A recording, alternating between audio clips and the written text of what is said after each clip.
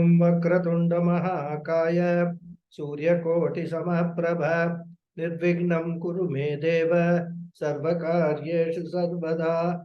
Om Shri Mahaganapataye Namaha. Om Shri Gurubhyo Namaha. Harihi Om Sadashiva Samarambham Shankaracharya Madhyamam Asmadacharya Paryantam Vande Guru Paramparam. Asmat Gurubhyo Namaha.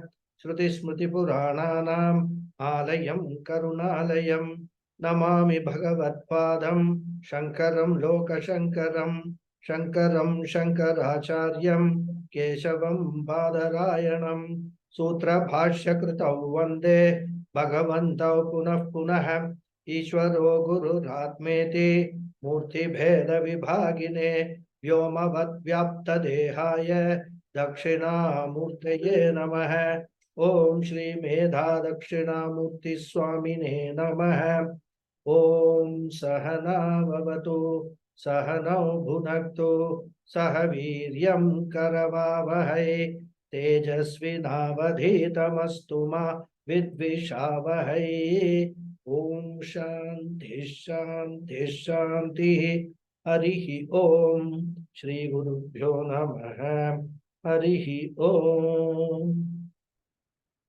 Om Parthaya Pratibodhitam Bhagavata Narayanena Swayam Vyasena Gratitam Purana Munina Madhye Mahabharatam Advaitamritavarshiniam Bhagavatim Ashtadashadhyayinim Ambatvam Anusandhadami Bhagavat Gite Bhavadveshinim Yam Brahma Varunendra Rudra Marutaha Stunvanti Divyaistavaihi Vedais Sankapadakramopanishadaihi Gayanti Yam Samagaha Dhyanavasti Tadadgatena Manasam Pashyanti Yam Yoginaha Yasyantanna Vidusura Suraganaha Devaya Tasmai Namaha.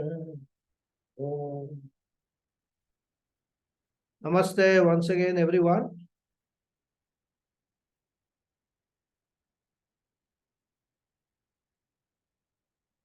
Naiva tasya kritenartah na kriteneha kaschana na chasya sarva bhuteshu kaschidartavyapashrayah.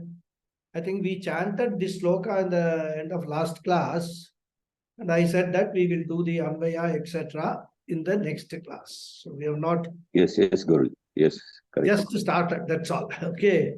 So you can note the Anvaya. Tasya iha kritena artaha na. Akritena within bracket api also you can supply. Kaschana within bracket artaha na evacha. Asya sarva bhuteshu cha kaschit artha vyapashrayah na. You can supply asti to complete the sentence. Okay. So tasya, for that person. For which person? In the previous sloka, we saw the person who rebels in the self. Atmaratihi, Atmatriptaha, Atmani eva Atmana Tushtaha. Such a person, iha, in this world, kritena, by doing action, artaha, na,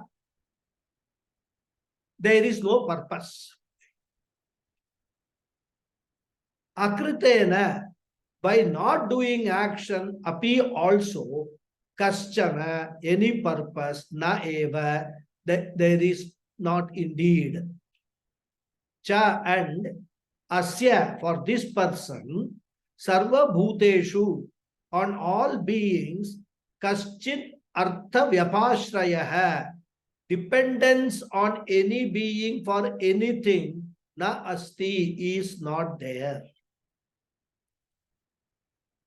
So for that person who revels in the self, there is indeed no purpose here in this world for doing or not doing any action. Nor does such a person depend upon any being for any object whatsoever.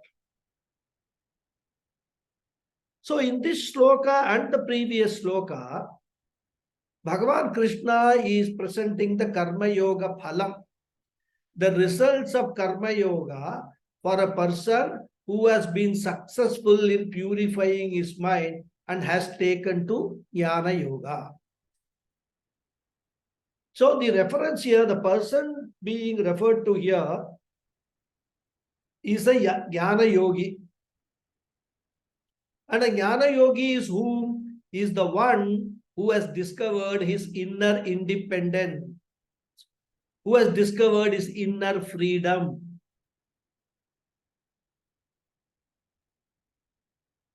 We must know that we can never have total external independence or total physical freedom, because physically we are dependent on the external factors. We require food, we require clothing, we require shelter. We go out on the road, whether on walking or driving or whatever it is, we are not totally independent. We have to follow the traffic rules. Whether we accept them or not, we have to follow them. Therefore, we can never accomplish total physical freedom. This we must very carefully understand. Therefore, what we should do as intelligent people, as wise people, we should voluntarily accept the physical limitation and follow the rules. And that will not become a bondage, because we understand the limitations and we regulate our behavior accordingly. And not only that, these are all things over which we have no control. They are all externally imposed limitations, and therefore we just accept them. Right or wrong, we need not justify them, we need not validate them. We have to accept them. That's all. And what we accept willingly cannot be a bondage. Something becomes a bondage only if we don't understand or we are unwilling to accept. These are the limitations at the physical level. However, as far as our inner mind is concerned, we can accomplish total psychological freedom. And that inner independence is called what? Moksha. So here Krishna says that a jnani is so independent that he does not depend upon his action for happiness, nor does he depend upon inaction for happiness. Because amongst people, there are two weaknesses. There are some people who are so much addicted to action. Such people, we call them workaholics, right? They can't sit for a moment quiet. If there is a forthcoming long weekend, they will start planning for that. What to do during this weekend, where to go, whom to see, all that major planning, what I should take with me. Suppose I go on a long trip, road trip, what all things I should, so much planning and all they do. Sometimes the planning is so meticulous. Such people, they are so addicted to action that inaction is a nightmare for them. Sitting at home on a holiday is a nightmare for them. Even retirement is a nightmare for them. In fact, many of us are in these kind of people rather, who have been working in either some company or in some government department, wherever it is, for the last 30, 40 years. One fine day, you retire and sit at home, you don't know what to do.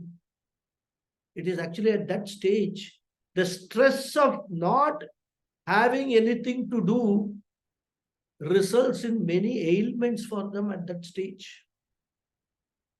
They may not outwardly be stressed, but inwardly, I don't have anything to do today. I get up in the morning, what should I do? So retirement is a nightmare for them. Even sickness is a nightmare for them. If the doctor says that you have to take a week's rest, bed rest, or a month's bed rest, whatever it is, it's a nightmare for them. They will be out of action. So for such people, addiction is with regard to action. If they have nothing to do, they will desperately search for something to do. In fact, I've seen many people after retirement, they will see a good look around the house. Oh, there is an old clock which is not working. Let me repair it. This fellow may not know anything about how the clock works, but still he will remove the clock, set up some nice table and all, unscrew everything, and try to see why the clock is not working. And the beauty is, once unscrewed and removed all the parts, he may not know how to put them back, in what sequence they have to be put back. I've seen, this is not, I'm not just making it up, I've seen people doing it. And then they will bundle everything into one, some bag or something, and put it away somewhere. All this while this not working cloth was hanging on the wall. Now the same thing is now, bit by bit and all removed and then put in a bag and then kept somewhere else. The clock's situation has not changed. They try to desperately find something to do. But of course, I should admit, the last thing that will occur in their mind is to help their spouse in the kitchen. Many people, not all of them, some may be doing it. This is one type of people who are addicted to action. Then there are some other type of people whose problem is what? Laziness. They dislike action. They will postpone things either indefinitely or at least till the last minute. In fact, in Hindi, there is a saying, those of you know Hindi, Kal kare so aaj kare so ab. So if something has to be done tomorrow, but can be done today, do it today. And if something has to be done today, and if it can be done now, do it now. That is the discipline one must follow. For these kind of people who keep on postponing, for them, aaj kare to kal kare to kabhi nahi. They don't want to do anything at all. They will find some excuse or the other. What is the great hurry? Why are you all getting stressed? There is enough time. We'll do it later. Like that, they will go on doing it. Even if they feel they are sitting somewhere, feel thirsty, they will be lazy to even get up and get a glass of water. They will look for somebody passing by and tell that person, can you please get me a glass of water? So these two types of people, two types of addictions, addicted either to action or to inaction, such people are there in the world rather. We see them every day in our life. And here Krishna says, a jnani, a wise person is one who is neither addicted to action nor addicted to inaction. He enjoys doing action whenever there is a situation, and he enjoys doing nothing when there is nothing to do. Therefore, he says, Tasya jnanina kritena artaha na. Through action also, he does not expect any result, any benefit, or any improvement. Akritena kaschana na eva. Nor through inaction does he expect any result. Thus, he is neither dependent on action, nor is he dependent on inaction for getting anything. Because growing old gracefully and enjoying old age requires tremendous maturity. Growing old is not merely put on a few more years to your life.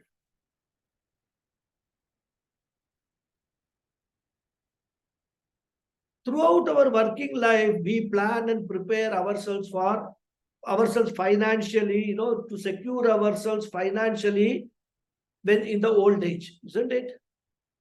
We plan investments, savings, buy your own house, mediclaim, LIC policies, etc. With all these things, we secure ourselves financially for the old age. A time when our regular income will stop. So we plan for alternate sources of income. But where we fail is preparing ourselves psychologically.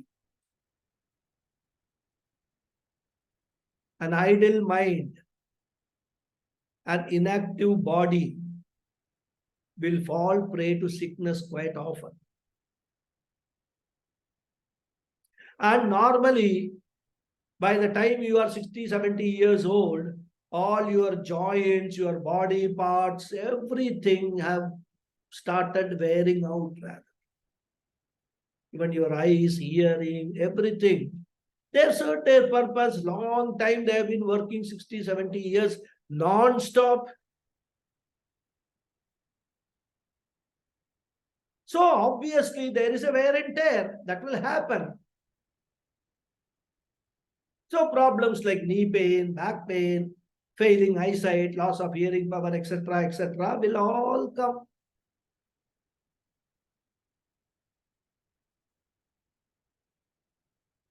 But if we have actually planned our old age, financial security very well, whatever medical expenses are there, that all that we may be able to meet that without any problem. But if we are not prepared, we will certainly struggle to cope with the physical and mental stress.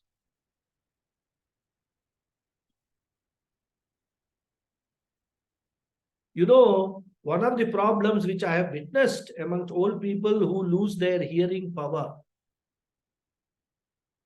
they will be sitting with 3-4 people, they can't hear what the others are talking.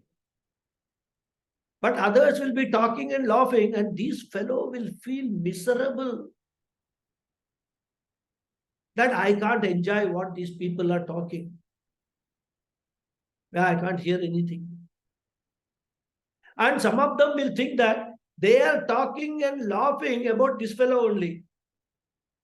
That is the worst psychological problem. If I can't hear what others are talking, I will assume that they are talking about me. And this happens quite often, rather. You would have noticed. Suppose you enter a room where a few people are chatting. You enter a room and they suddenly stop talking. What will be your observation? Oh, probably these people are talking about me. And when they saw me, they have stopped talking. Psychological, these are all human psychological problems, which we must understand and we must prepare ourselves. And this will happen more often in the old age. And what happens when such things happen, when we grow old and we face all these circumstances, not only we suffer, the people around us also go through hell.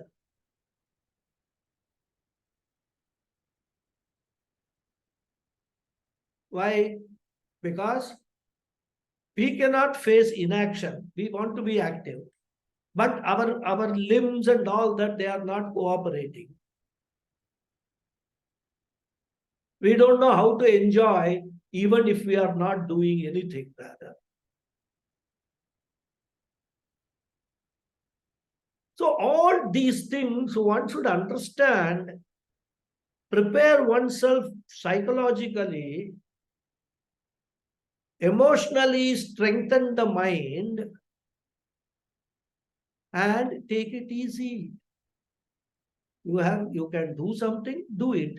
You have nothing to do, doesn't matter. Just relax, lie down, close your eyes and enjoy. What is there?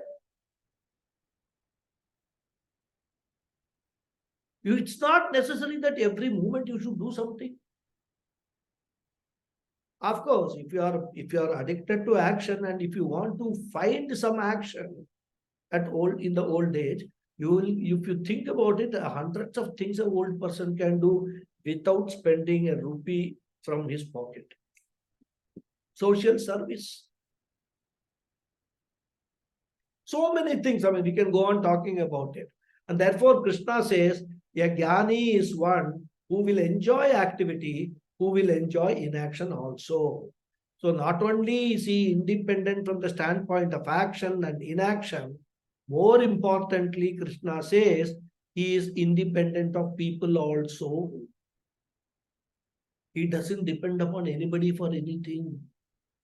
And this is very difficult, still more difficult.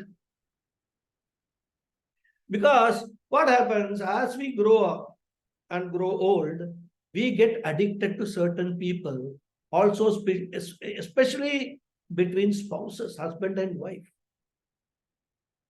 The husband cannot live without wife. In fact, I have observed, these days, unlike the earlier times, women are far more independent of their husbands as long as they are economically secure.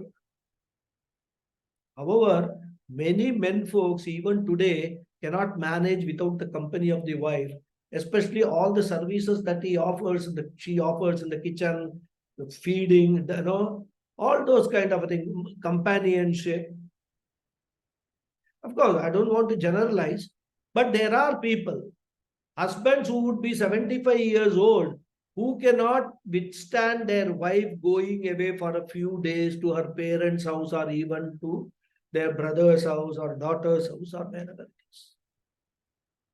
This fellow does not allow the wife to go anywhere, leaving him alone and helpless, because right from finding the toothbrush and toothpaste in the morning, handing him a towel for the bath and his clothes after the bath, serving food at the right times during the day, making sure that he takes his medicines at the appropriate time, all that, he has got both emotional and physical dependence on his wife. So much dependence is there. And as we grow old, we don't know who is going to survive whom.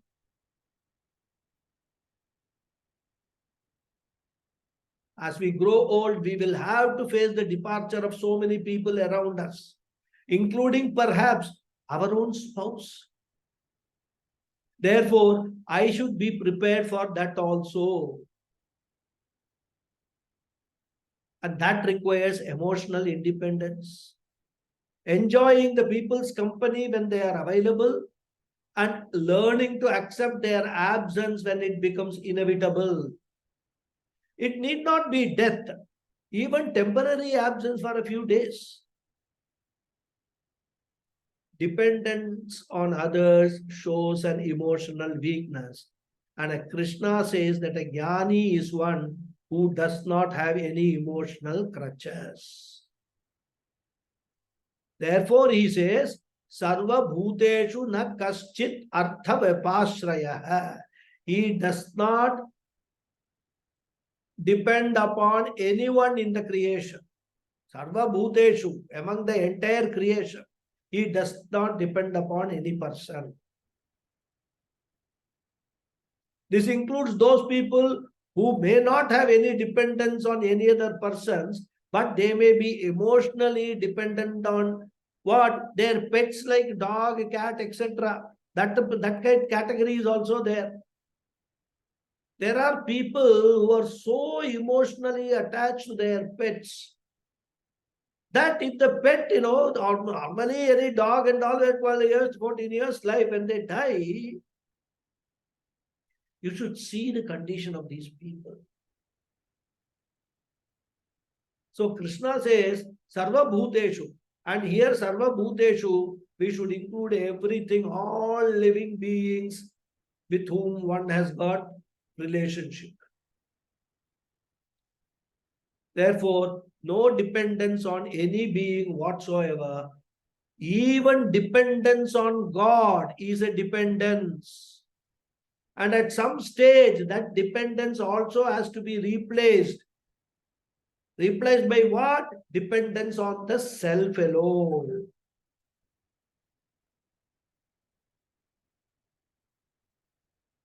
Therefore, what should be our progress?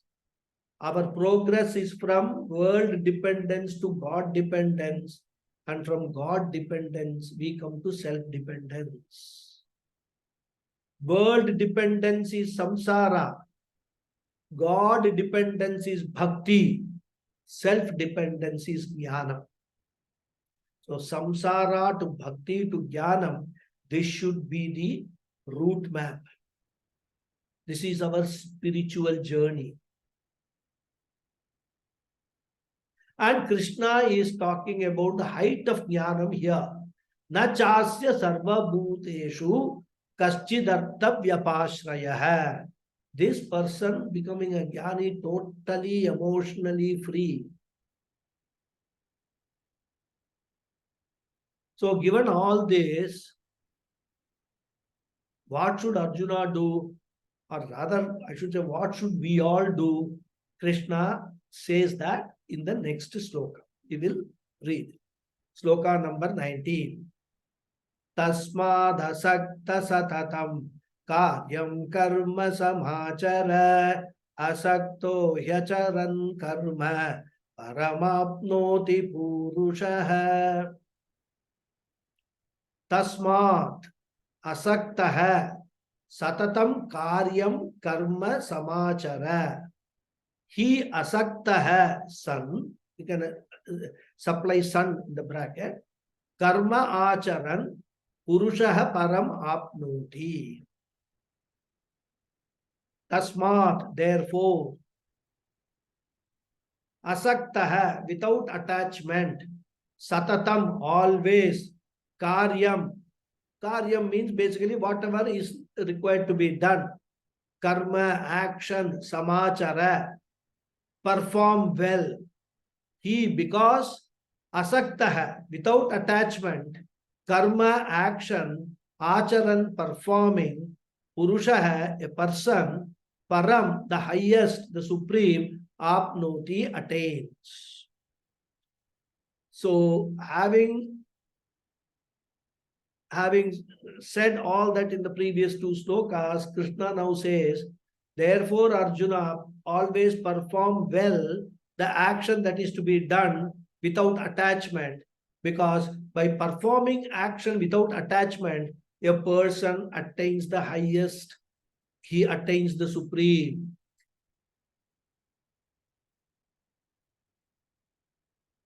So now in the background of what all has gone before, what does the first word of this verse, tasmat, therefore, mean? We have to understand that this therefore is connected to all that has been said before, including the 19th verse, where, sorry, not 19th, 18th verse, where he described the jnani as one for whom no purpose is served for doing or not doing any action. So here Krishna gives the advice to Arjuna. Hey Arjuna, your goal is very clear now. Your goal is moksha, total emotional independence. Your goal is fullness, purnatvam. You have to now reach that state of being atmarati, atmatruptaha, atmani eva santushtaha, etc., which was spoken about a couple of slokas ago. Because all our struggle, if you analyze, is for that alone. Knowingly or unknowingly, our struggle in life is only for inner independence. And that independence is possible only through self-discovery, discovering your own inner strength. And independence requires jnana or knowledge, which is self-knowledge. Self-knowledge requires mental purity, which means freedom from raga and dvesha. It is because of this impurity that we suffer a delusion that the world is the cause of my happiness or unhappiness. As long as I am going to consider the world to be the cause of happiness or unhappiness, I will go on adjusting the world, trying to change the world and miserably failing in that. Only when I understand that I am the source of happiness, I am the source of sorrow also. Only when I understand that the misunderstood I is the source of unhappiness, the understood I is the source of happiness. Ajnanata aham dukkha hetuhu, jnanata aham sukha hetuhu. Only when I understand this, I will stop adjusting the world, changing the world in pursuit of that so-called happiness. Therefore, as long as I do not know the true self, I am the source of sorrow. The moment I know myself, I realize that the very same known I is the source of happiness. And until I recognize that there is delusion, there is moha, I will go on adjusting the world, and that delusion must go.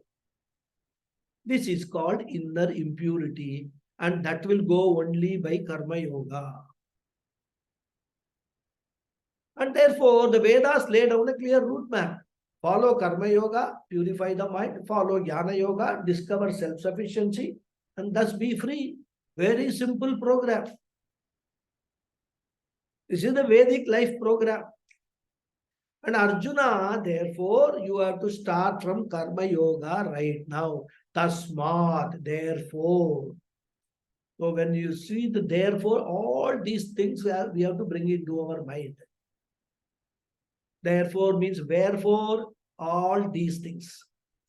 Karyam karma samachara. Take to karma yoga by following what you have to do, following your duty. Karyam here means duty. What is expected of you in a particular setup. And that is what is called Karyam here. And what is Arjuna's Karyam in the context of Mahabharata war? To fight the war against adharmic forces. He is a Kshatriya. Therefore, Arjuna, you should not try to run away from your responsibilities. And how he should do? Karyam karma samachara. Samachara, samyak achara. Do what you have to do very well, wholeheartedly. Put your heart and soul into what you have to do.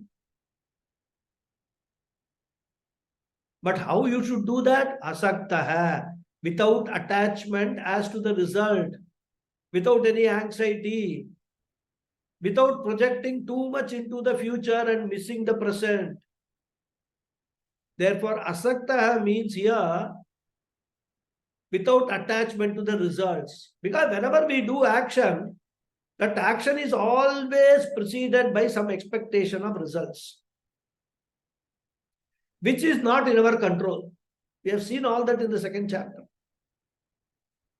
Therefore, asakta, without brooding over the past, without bothering about the future, living in the present, and this should be the approach when satatam, always.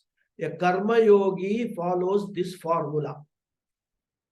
Always he does whatever he needs to do, given in a given circumstance, without bothering about the results. Of course, any action will produce a result. That is the cosmic law. That much karma yogi knows. But he is not looking forward to any specific result. That is asakta. Therefore, Arjuna, you have to continue performing all your actions wholeheartedly and without attachment as to the results. And if a person continues like this, what will happen as a result of that? Krishna says, if you keep doing well what you have to do with a healthy attitude, Purushaha paramapnoti. such an intelligent karma yogi will attain moksha eventually. Here param means parama purushartha, moksha. So such an intelligent karma yogi with an healthy attitude will eventually attain moksha. So when this is said, we must remember, bring into our mind purification of the mind with karma yoga, self-knowledge with jnana yoga, and finally moksha. That's the process. Therefore, arise Arjuna, take the bow, fight wholeheartedly and perform your Kshatriya duty. And in the next sloka, Krishna makes it clear that Arjuna will not be the first one to follow the spiritual path. First one belonging to a royal family to follow the spiritual path. He recounts how previously kings and emperors have attained moksha by following this advice. We will see that next sloka. Karmanaiva hi samsiddhim astita janakadayah loka sangrahamevapi sampashyan kartumarhasi. 20th sloka. Okay. Anvaya is he janaka adayah karmana eva astitah samsiddhim within bracket tvam loka sangraham eva api sampashyan kartum arhasi. He indeed janaka adayah, janaka and others, karmana eva, by action alone, astitah, have gained, have attained samsiddhim, liberation, moksha. Tvam api, you also, loka sangraham, for the upliftment of the society, for the benefit of the society, by protecting the people from falling into unbecoming ways. Eva, at least, merely, sampashyan, seeing the desirability, kartum, to perform action, arhasi, ought to. So here Krishna says, indeed, by action alone, abiding by duty alone, people like Janaka and others have attained or gained liberation. And also by merely seeing the desirability of protecting the society, uplifting the society, by protecting the people from taking to adharmic activities, unbecoming ways, Arjuna, you ought to perform action, you ought to act. So, after hearing all about this karma yoga, jnana yoga, and all that, the last 19 slokas, Arjuna may still have certain doubt in his mind. He may still feel little diffident. A diffidence which is common to all people, especially all grihasthas. There is one, whenever we come to the Vedanta classes, there is one question that keeps on disturbing us in our mind. We keep on asking ourselves. In fact, we ask our gurus also. So when we listen to the Vedanta talks, the question is, Guruji, do you think that remaining in the family and tied down with endless responsibilities, is it possible for us to practice karma yoga and then jnana yoga and get liberation? This is a genuine question. I mean, all of you cross your hearts and ask yourself, has this question not occurred to you at all? Every grihastha, this question will occur. In fact, I remember when I started this Vedanta studies, I asked this question to a Swamiji from Chinmaya Mission way back in 2012, 11 years ago. And like many people, I had also concluded that it was impossible. In fact, I was so audacious that at that stage I told the Swamiji, Swamiji, it is easy for you to say all these things because you are not married and you don't have children and you don't have responsibilities. But we are not like that. We are married, we have got a family, we have got children and all that, relatives and all. We have got a lot of responsibilities. How can we run away from the responsibilities? You know what was the Swamiji's reaction or response to this? A mere smile. He didn't say anything. I was foolish enough, I should have understood what that smile means. Today, when I, after all this crossing these 11 years of my Vedanta studies, I now understand what that smile meant. But this is something, keeps on bothering us, whether we can do it, whether we can do it. Very difficult to do. I don't find time and all that. Therefore, like others, I also felt that staying in the Grihastha Ashrama, I would not get moksha and all. Then I will have to go away from home and take sannyasa. And only then I can think of moksha, etc. This was my firm belief. And what happens also is that Adi Shankara, in his commentaries and all that, he keeps on emphasizing the fact that the best ashrama for jnana yoga is sannyasa. So only in sannyasa you should, your mind is free to gain this self-knowledge. So that also reinforces your own belief, mistake belief.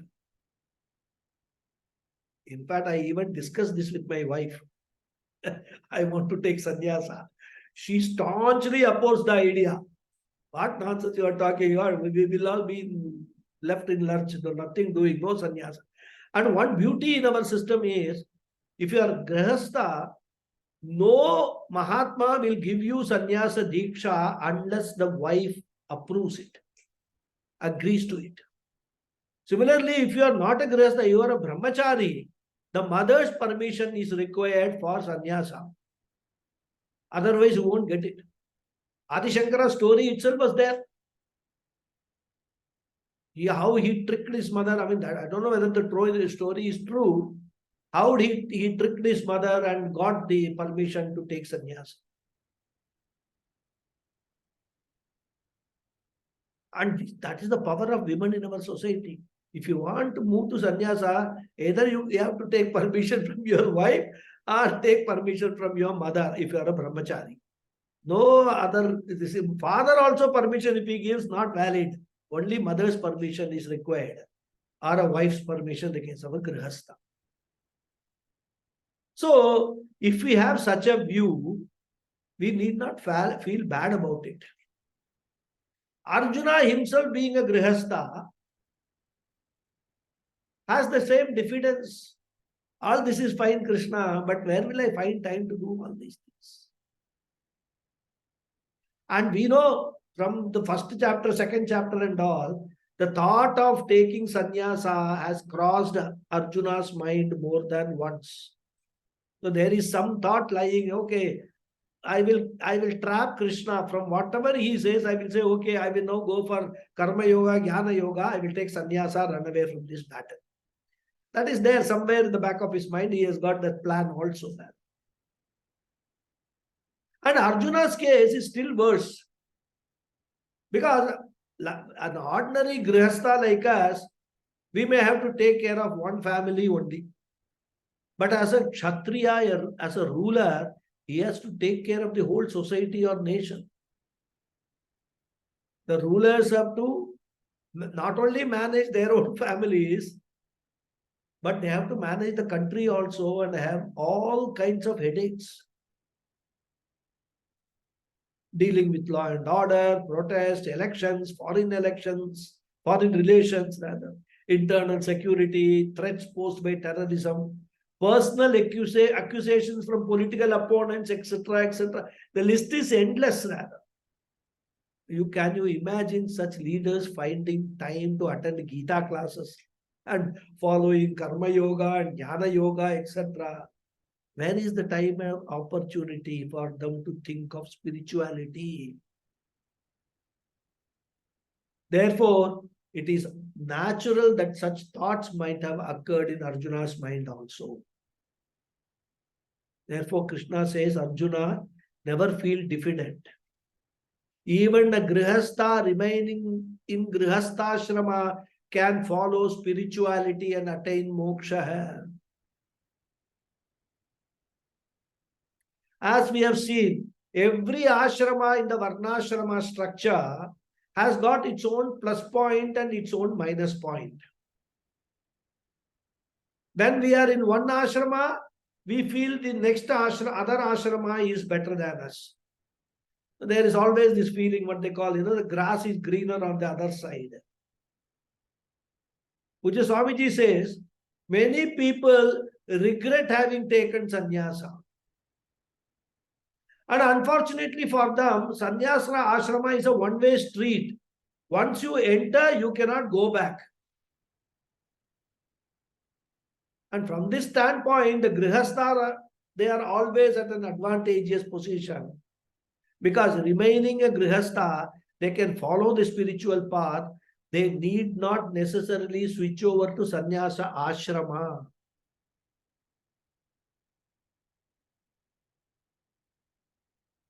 They can decide when to do what and then can continue on the spiritual path. A sannyasi can never renounce renunciation. Therefore, every ashrama has got its own plus points and minus points. And if you know how to handle the minus points, you can very well utilize the benefits of that particular ashrama. And that is why in our tradition, every stage of life is called an ashrama.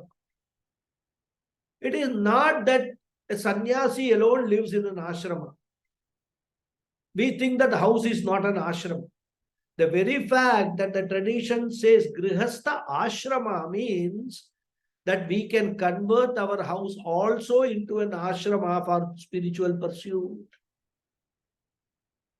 We can convert an ashrama into a house because ashrama is also made of bricks and mortar only, especially the modern ashramas and all. They are all like any other house. They have also got all the modern facilities like TV, air condition, internet, computer, everything is there. But the difference between an ashrama, which is also called a tapovana, and a griham is nivritta ragasya griham tapovanam. Nivritta ragasya, the one who has renounced attachment, one who has given up raga and dvesha, living in a house, that house is a tapovanam or a ashramam for him. And conversely, if a sannyasi goes to a tapovanam or an ashram without giving up raga and dvesha and still in the grip of all emotional attachments, material pursuits, then pravritta ragasya tapovanam griham, even living in an ashram, even living in Anaikatti ashram, he will continue to be a samsari. So what makes a difference is the attachment, the emotional dependence. If the emotional dependence, this attachment is there, any building is a house. If detachment is there, any building is an ashrama. A sannyasi is supposed to have detachment and therefore his residence is called an ashram. So therefore, the difference between a house and ashrama is not an external difference. It is a difference caused by the people who are inside there. And therefore, in this sloka, Krishna wants to highlight that even remaining in grihastha one can attain liberation. Even rulers can continue to occupy the responsible position and still attain liberation. And Krishna gives an example, which is a very popular example in the Upanishads. They are, of course, taken from the Upanishad itself. It is the example of Janaka Maharaja and others.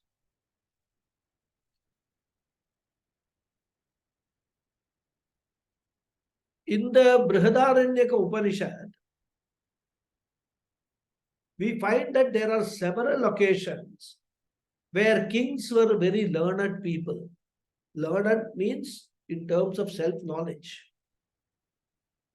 They engaged in spiritual debates with other learned people. So Brihadaranyaka Upanishad talks about one such king called Ajatashatru. Ajatashatru was a Kshatriya king of Kashi. And there is a section called Gargya Ajatashatru Samvada.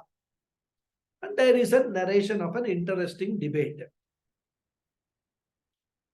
There was a learned Brahmin by name Balaki, and who belonged to the family of Garga, is Garga Gotra, right?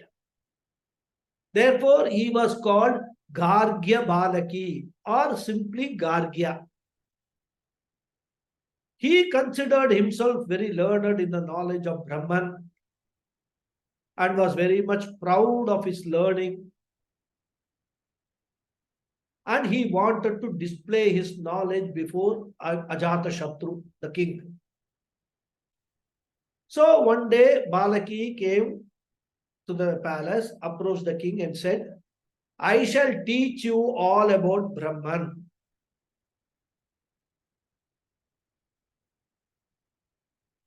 Even though Ajatashatru himself was very learned, but since Balaki was a Brahmin, and Ajatashatru held learned Brahmins in very high esteem, especially for their knowledge of Brahman, he invited Balaki to teach him.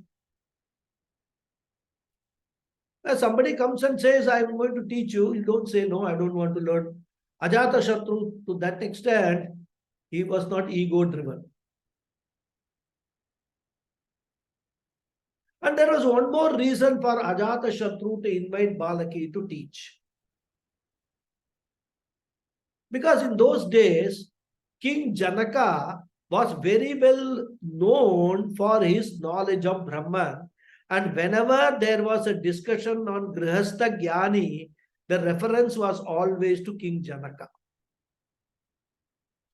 So Ajatashatru wanted to match Janaka in knowledge and felt that if there was something more for him to learn, he could learn from this Brahmin Balaki, Gargya Balaki.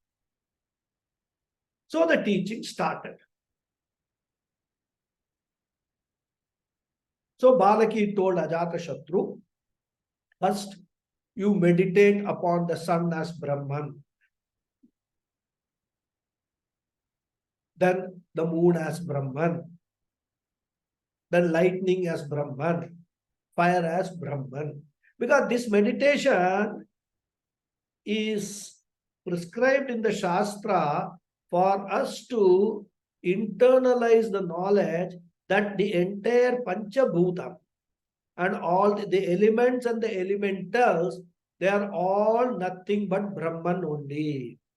There is only one reality, which is Brahman.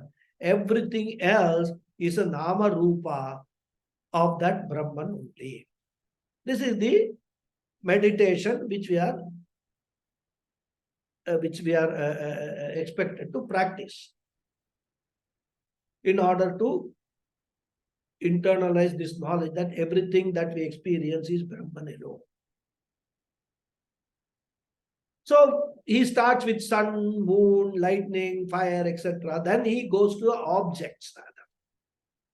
He asks Ajatashatru to meditate upon names and forms as Brahman. Then Ajatashatru says, I do meditate upon the sun, but not as you are advising or not as you do. The reason is, I know that the sun is only a conditioned form and you are considering this conditioned form as absolute. This is not the way in which it should be contemplated. There is a reality behind the sun, which is preeminent, the head of all beings, the resplendent, the Atma, which is the Brahman, which is self-evident. I meditate upon that Brahman. I don't meditate upon the sun, but I meditate upon the essence of sun. And this reality, this Brahman, which is the Adhishtanam of this entire cosmos, could have taken many forms. Excuse me. Could have taken many forms other than sun. And so resorting to that reality behind the form naturally leads to the realization of every other form. If you understand the reality behind one form, you will understand the reality behind all other names and forms. And that is what I meditate upon. One who contemplates thus in this manner, that is the reality behind the sun, moon, etc., and all other conditioned forms, becomes supreme among people. So Ajatashatru says to Balaki, Etavannu, only this much you know?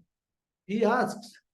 If you know only this much about Brahman, you have not understood properly. Your knowledge is incomplete.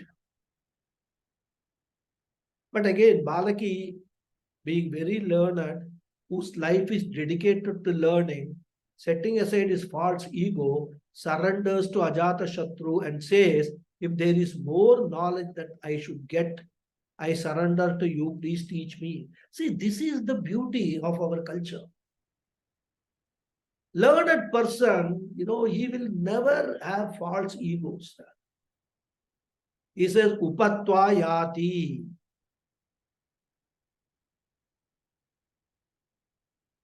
I come before you, I come near you, please teach me. Then Ajatashatru answers, Pratilomam chaidat yad brahmanaha kshatriyam upeyad brahma me bhakshati iti. He says, Pratilomam cha etat yad brahmanaha kshatriyam upameyad brahma me bhakshati iti. He says, Pratilomam, everything seems to be topsy-turvy, everything seems to be reversed. Because Brahmins are supposed to be very learned people who have to teach Kshatriya, Vaishya and Shudra. And here I am a Kshatriya ruler who is being asked by you, a Brahmin, to teach you. But that does not matter. Evatva gyapayishyami. I shall teach you accordingly. Thus, Ajatashatru, a ruler, teaches Brahma Vidya. It is an important section in Brihadaranyaka Upanishad. Of course, the story is all nice, but we should not get lost in the story. The message of the Upanishad is what? Kings and emperors like Janaka, Ajatashatru, and others were all responsible grihasthas. They could remain in Karma Yoga, purify the mind, acquire the knowledge, and be liberated, and even teach others. Therefore, Arjuna, why should you run away from life? You can very well be in Grihastha and gain knowledge. Therefore, he says, Janaka Adayaha, people like Janaka and others. In Adayaha, we can include Ajatashatru. There was another king called Ashwapati. So many kings, when we read the Upanishads, all these characters are quoted there. And these stories are for what? In order to convey to us that what we think is not possible, other people have achieved that.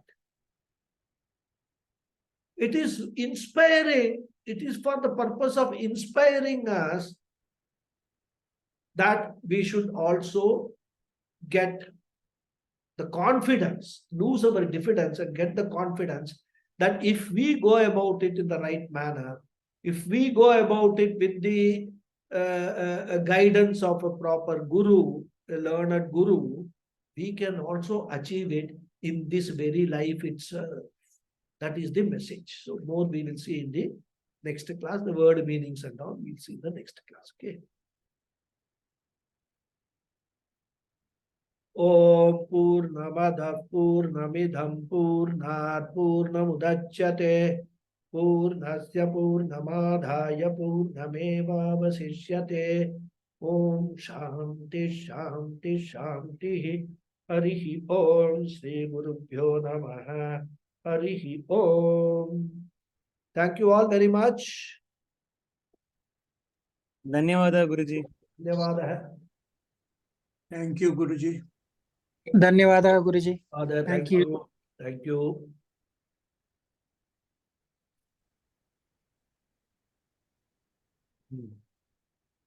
Thank you very much, Guruji. Namaskaram. Namaskaram. Namaste. Namaste.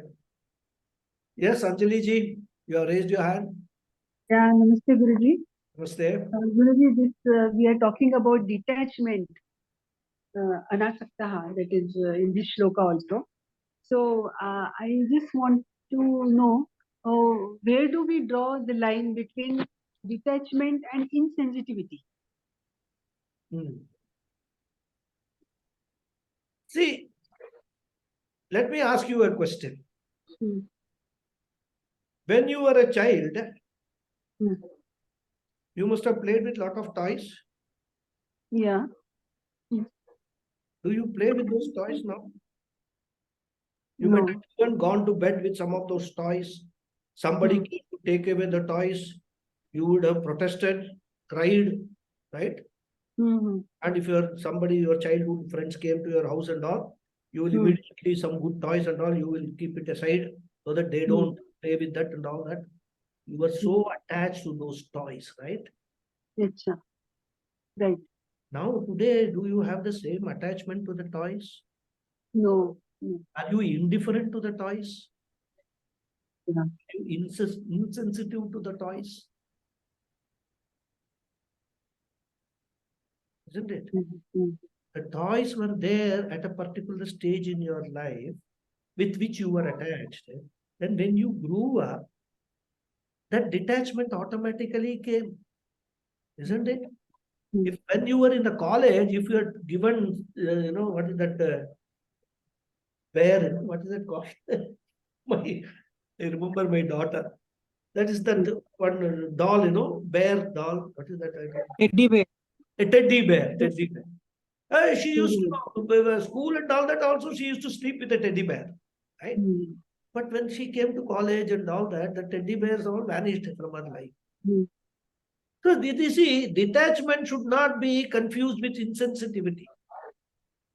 Detachment need not necessarily, you can be still sensitive to all the people around. That's why I said, when you get detached, you convert that raga dvesha into love. You still love everything, but you are not having an emotional attachment with that. Physically also you can have attachment, but not an emotional attachment. And normally this will happen over a period of time as we grow up. It's a very natural process.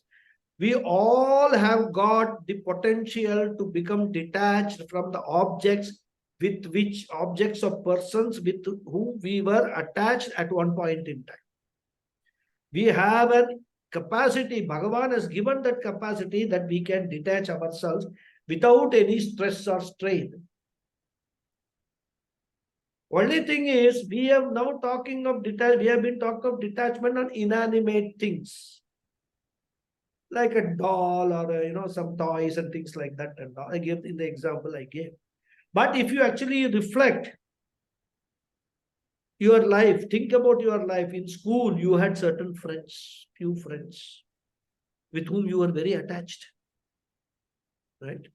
Today, if you are asked where those friends are, you may not even know whether they are alive or dead. Right? But when you meet one such friend somewhere, what will be your reaction? Will you be insensitive to that friend? Hmm. No. In fact, you give you happiness. Oh, after so many years, I am meeting this person. Hold it. Hmm. But you don't have that kind of an attachment with that person which you had when you were in school. So we must, all these things, nothing new. Upanishads don't tell us anything which we don't realize, which we don't experience in our life. One day problem with us is we don't reflect upon those experiences. Hmm. So contemplation is what, when we are talking of asaktaha and all that, or detachment without attachment, we must recall this. I have done it earlier. So it is Mhm. not difficult for me to do now. Hmm. That confidence you must keep on developing. Yeah. Got Yeah. it. So so many personal life, so many examples will come. Each example may differ. Personally, for me, that examples may be different. For you, examples may be different. Hmm.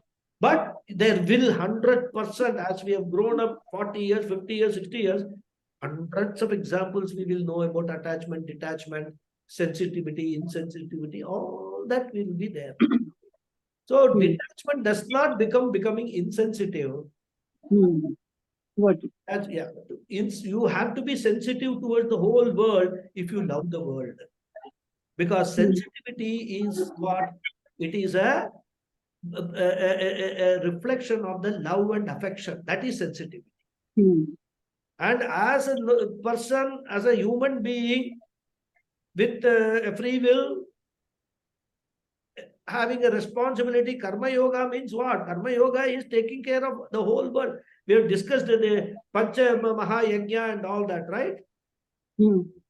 So all those things are all part and parcel of this love, this taking care, this being sensitive to our environment, being sensitive to the all the cosmic forces. But at the same time, detachment is not getting totally emotionally involved with them. Hmm. People, things, that is detachment. And especially detachment as to the results of whatever we do, of our action. That is what is here more emphasized in this sloka. But we can Hmm. understand detachment in a broader context also. Yeah? Hmm. Is that? Yeah. Nicely explained. Thank you. I have further couple of questions, but if somebody else, nobody else has question, I will ask. Hariji has got, but you can finish your question so that then I will Yeah. ask Hariji to ask. Okay. Okay. This Krishna talks about in this Gita. He is telling about Karma Yoga first stage and then the Jnana Yoga second stage. In this context, how do we see the life of Mirabai, whose life bhakti was prominent? How do we look at her life in this context? See, we do not know whether Mirabai was a liberated soul in this life itself. Mm-hmm. You know only that she was very bhakti towards Krishna. She sang lot of songs and things like that and all. Whether Mirabai was a liberated soul, because according to our Vedantic definition, even attachment to God is a One type samsara. of attachment. Yeah. So if you're saying, even if you are saying that I am attached so much to the God, Mm. that also is a part of samsara only, not, isn't it? But Mm. I do not know much about Mirabai's history, not I have read anything. I have only one or two Mira bhajans I used to sing when I was in Kuwait, right? So, see, one of the things that we must always follow, never ever attempt to judge another person, whether this person is a moksha purusha, whether this person is a samsari, never try to judge. We must not judge others, we must not judge ourselves also. Because even if a person is a mukta, I mean, he has attained liberation, only he will know, nobody else will know. Only I will know whether I don't have emotional, dependence on other things or not. Others cannot pass a judgment about that, about me in that respect. So a jnani himself knows that he is a jnani, other people around him will not be able to make out that he is a jnani.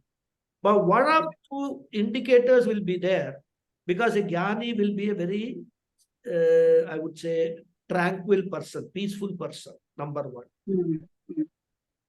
He will not get agitated mentally, in front of others. Even though mental agitation is not something prohibited for jnani, because he still has got the prarabdha, he has to live this body, mind, sense complex is still working for him. But what may happen is that mental agitation, he will not carry like enmity and dvesha and all that, right?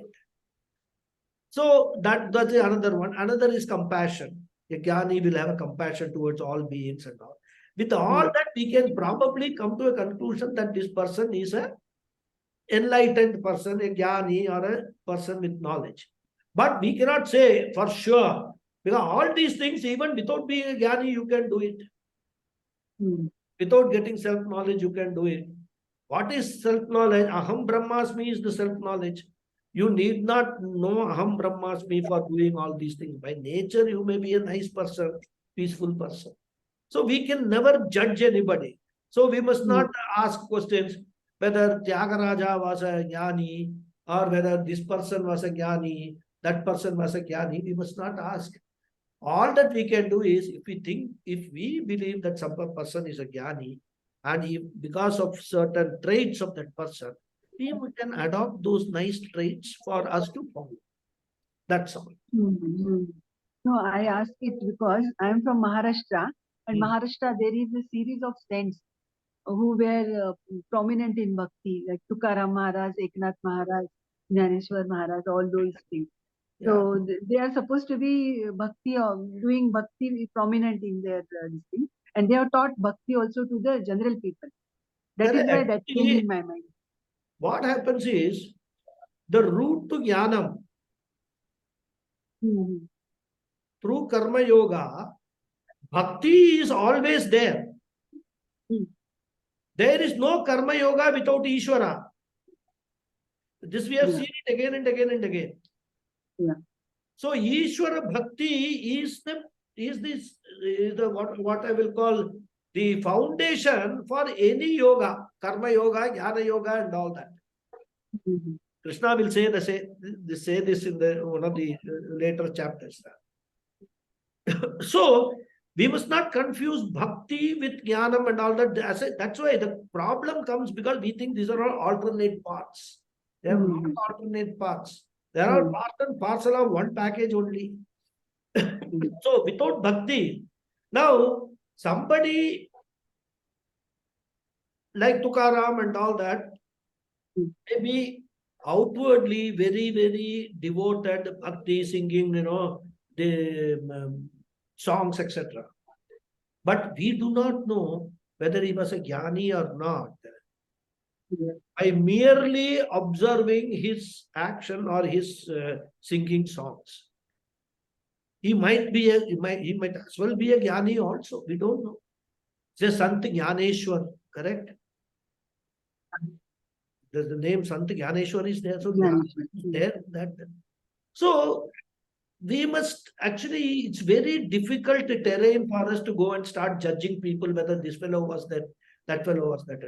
We must focus on ourselves. What I am, what Bhagavan Krishna has said in the Gita.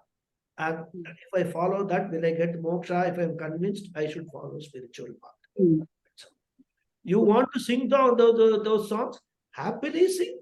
Nothing stops you from singing the songs. So that bhajan songs and all that, you can involve yourself.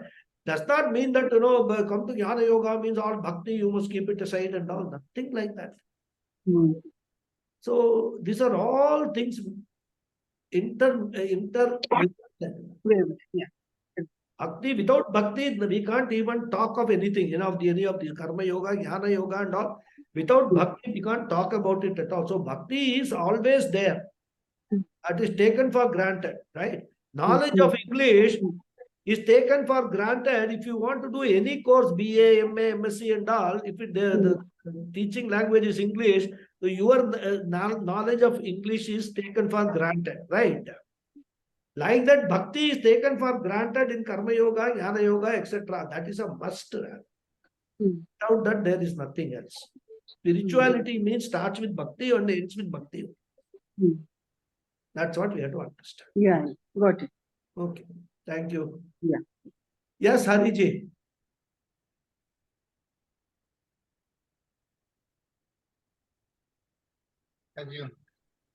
You. Guruji, this is when we are talking about sensitivity and attachment or detachment. It is not. It is not mutually connected at all, because when we are talking about Vedanta says that we must and we can have emotions, but it is only telling don't become emotional. Keeping emotions, in fact, it is a requirement. We can't be working with people as a stone. Yeah. It is so. It is on that. That is why they are now telling us that you have a sakshi bhav and objectivity, not to get involved. Yeah. Yeah. So detachment, it doesn't mean that we will become, at no point we will become insensitive. On the contrary, we will be more sensitive to others' needs. Yeah, that's true. Very true. That's what is the manifestation of love and affection. Yeah. Will get manifested as care and sensitivity towards others' needs, others' problems, and all. Whatever we can do to contribute to lessen those problems, we will be ready to do it. Yeah. So I agree. I mean, that's what I explained, that sensitivity is different and detachment is different. Totally. Yeah, that is true. Very true. And also, when we are talking about bhakti and jnani, there is hardly any difference. Yeah, there's no difference. Yeah, it is. Now, if you take the case of gopis, the Veda says that they are the highest jnanis. Yeah, that is true. But my point is, we must not try to judge others whether Yes, they are jnani true. or nothing. Not whether I am a jnani or I know I should pursue whatever I need to do to become a jnani. That's all we must restrict to, right? Yeah. Anyhow, good. Any other question? No, Guruji, I have asked that question from the point of view of what is to be learned from others' life. From that point of view, I was Yeah, perfectly. Your question is not judging, absolutely not right. judging. No. Yeah. See, what your question is that absolutely right. Yeah. What I gave a clarification. Mr. Hari is giving one more angle to that clarification. That's all. I mean, nobody is saying your question is wrong, because these are questions which will naturally occur in everybody's mind. True. Very, very true. That is the thing. So it is nothing to do with that. In fact, I would always encourage such questions to be asked, mainly because now you have taken the courage to ask the question, correct? Yeah. There may be many others in the class who may have this question but do not have the courage to ask. So if one person asks a question... No, because I saw that as a different angle in your teachings from what I have learned earlier from Gita. That is the very different angle. That is why I wanted to ensure. So that also you must get clarification whether that understanding is correct or this understanding correct. So that is perfectly okay, no problem. That's how that is the purpose of the satsang. Is it? Raise all questions and get answered. That's it. Okay, good.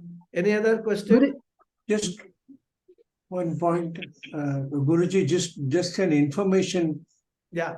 This is some sad news that Kuppuswamy's wife passed away suddenly. Oh, last week. That's how I got. When was that? This was last Tuesday. Suddenly, she passed away, and the cremation took place on Thursday. I just thought. Thanks. Just give you information. At least I'll try to speak to him and pass on my condolences. Yeah, I just thought I'll just inform you. Yeah, thanks. Waiting for the Bhashyam to over. I thought then I will tell this. Fair enough, fair enough. Thank you. I will do the name. You know, see, that is the life. That is life. When time comes, we can't stop it. What to do? Yeah, with all that thing, I could feel Yeah, that yeah. I think in the beginning you were talking about the attachment Friends and all and that. between the husband and wife. Natural, man. How, in Yeah. spite of him knowing about all this, Yeah. now how when she passed away, he was shattered. Yeah, We were all there too. natural. That very happens. natural. That is an emotional thing. Correct, correct. And because you see, it's all fine for us to learn all these things, but to put it into practice and really overcome these emotional attachment is not a very easy thing. Let me tell you that also. Yeah. It's very easy to say than to practice it, right? Well, So that is why many Mahatmas don't get into it or they take sannyasa straight away, right? They don't want to face the problem rather. But it is a challenge, and even Swami Paramathananda says, Grihastha Jnani is a very big challenge rather. It is not an easy thing at all. So, and it is not possible for one to just because you have attended some Gita classes and heard some talks, something happens in the family that you don't, get emotionally disturbed by that. It's not it's possible. Rather. For that, a lot of this thing is required. And another thing is that there is this shock in the initial stage, but maybe after about a year or so, the impact of that shock will not be as much as it is today for him. yes. So we also, even though there is this emotional crutch is there is an inbuilt mechanism by which we actually manage that slowly and get out of it also, right? And this I have observed in almost all cases, rather, when the husband goes or the wife goes, over a period of time, initially that shock is very difficult to sort of, absorb. But over a period of time, everybody settles down in their, their own level of life and carry on. Nana Nani, I've seen so many cases in Coimbatore, right? Husband and wife very close to each other, one passes away, then other one. Initially, there is a very difficult situation, but 3 months, 6 months later, they are become to some normal. Okay, I have to now continue with my life. So that thought comes, and then they continue with that. It doesn't affect them as much it affected the initial stages. Okay. Process. Thank you. Okay. Thank you. Thank you for informing me. Thank you. Okay. Right. Thank you. Hari Om. Thank you. Hari All. Om. धन्यवाद Dhanyavad. Hari Om. Thank you. Hari Om Guruji Hari Om.